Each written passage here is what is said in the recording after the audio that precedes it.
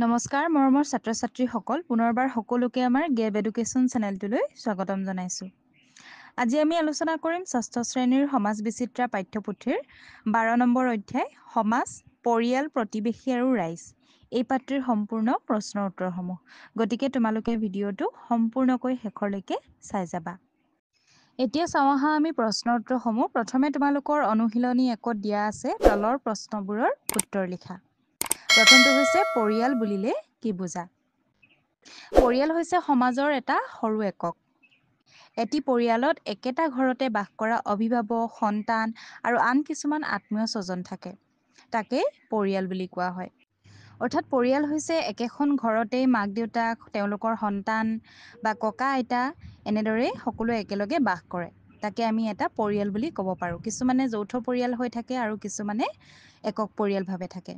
যৌথ পৰিয়ালত থাকিব পাৰে তোমালোকৰ মা দেউতাৰ লগতে সন্তান।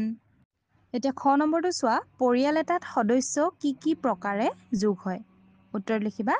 পৰিয়ালত সদস্য জন্মসূত্ৰে, বিবাহসূত্ৰে আৰু দত্তক সূত্ৰে যোগ হয়। তাৰপিছতে গ নম্বৰটো দিছে পৰিয়াল এটা সুচাৰুৰূপে পৰিচালনা কৰিবলৈ সদস্যসকলে কি কৰিব লাগে? উত্তৰ লিখিবা। পৰিয়াল এটাৰ সদস্যসকলে এজনে আনজনক সহায় কৰিব লাগিব, সহায় সহযোগিতা আগবঢ়াব লাগিব, আদৰ স্নেহ আৰু মৰম প্ৰদান কৰিব লাগিব। তেতিয়াহে এটা পৰিয়াল ভালদৰে পৰিচালনা হ'ব। তাৰপিছতে ঘ নম্বৰটো চোৱা, ভাৰতীয় পৰম্পৰাত পৰিয়াল সম্বন্ধে কি কোৱা হৈছে? এতিয়া উত্তৰত লিখিবা। ভাৰতীয় পৰম্পৰাত পৰিয়ালক ঘৰ বুলি কোৱা হয়, যি আমাৰ জীৱনৰ আটাইতকৈ বিশেষ স্থান। এতিয়া 2 নম্বৰটো চাওঁ আহা, পৰিয়ালৰ পৰা আমি কি কি পাওঁ? উত্তৰ লিখিবা। পৰিয়ালৰ পৰা আমি আদৰ, স্নেহ, মৰম, শিক্ষা, সহানুভূতি, সহায় সহযোগিতা, দায়িত্ববোধ আদি মূল্যৱান মানৱীয় গুণবোৰ লাভ কৰোঁ। এতিয়া অনুশীলনী 2ৰ প্ৰশ্ন উত্তৰসমূহ চাওঁ আহা। প্ৰথমটো দিছে তলৰ প্ৰশ্নবোৰৰ উত্তৰ দিয়া। কটো দিছে প্ৰতিবেশী মানে কি? এতিয়া উত্তৰ লিখিবা।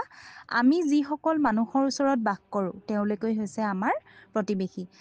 অৰ্থাৎ যিবিলাক আমাৰ ওচৰ চুবুৰীয়া তেওঁলোকেই হৈছে আমাৰ প্ৰতিবেশী। খ নম্বৰটো হৈছে ৰাইজ বুলিলে কি বুজা? উত্তৰ লিখিবা। এখন গাঁৱৰ বা চহৰৰ মানুহবোৰ মিলি এটা সমাজ গঠন কৰে। এই সমাজত থকা সকলো মানুহকে ৰাইজ বুলি কোৱা হয়। গ নম্বৰটোত দিছে ৰাইজে সহযোগিতাৰে পালন কৰা যিকোনো দুটা উৎসৱ উল্লেখ কৰা। এতিয়া উত্তৰ লিখিবা। ৰাইজে সহযোগিতাৰে পালন কৰা যিকোনো দুটা উৎসৱ হৈছে বিহু, ঈদ। তাৰপিছতে ঘ নম্বৰটোত দিছে সামূহিক গোটৰ এটা উদাহৰণ দিয়া। উত্তৰ লিখিবা। নামঘৰ, মন্দিৰ, ভোজ, উৎসৱ, পুৰণি ঘৰৰ মাক পিতালৈ সহায় এইসমূহ সামূহিক গোটৰ উদাহৰণ। তোমালোকক যিহেতু ইয়াত এটা কৈছে তোমালোকে এটা লিখিলেও হ'ব। তাৰপিছতে 3 নম্বৰ প্ৰশ্নটোত দিছে সমাজ এখন সুচাৰুৰূপে চলাত প্ৰতিবেশীৰ ভূমিকা সম্বন্ধে চমুকৈ লিখা। এতিয়া সমাজ এখন ভালকৈ চলিবলৈ প্ৰতিবেশীৰনো কি কি ভূমিকা আছে এইসমূহ আমি লিখিব লাগে। এতিয়া উত্তৰ লিখিবা। সমাজ এখন পৰিচালিত হ'বলৈ প্ৰতিবেশীসকলৰ মাজত সুস্থ সম্পৰ্ক থকা আৱশ্যক। পৰিয়ালৰ পিছত প্ৰতিবেশীসকলেই দ্বিতীয় সামাজিক গোটৰ সৃষ্টি কৰে। কোনো গাঁও বা একোটা অঞ্চলৰ সমূহীয়া সম্পত্তি যেনে ৰাস্তা ঘাট, পুখুৰী, ৰাজহুৱা উপাসনা গৃহ, শিক্ষানুষ্ঠান আদি কেৱল এটা পৰিয়ালৰে নহয়, সেই ঠাইত থকা সমাজৰ প্ৰতিগৰাকী সদস্যৰ উমৈহতীয়া সম্পদ।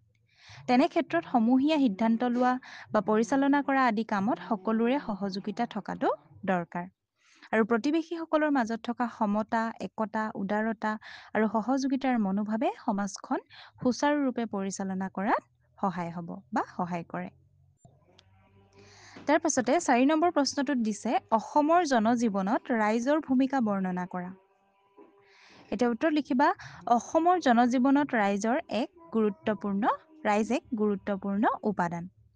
চৰকাৰ বা আইন ব্যৱস্থাৰ আৰম্ভণিৰ আগৰে পৰা ৰাইজে অসমৰ সমাজৰ ৰীতি নীতিৰ অভিভাৱক হিচাপে দায়িত্ব লৈ আহিছে।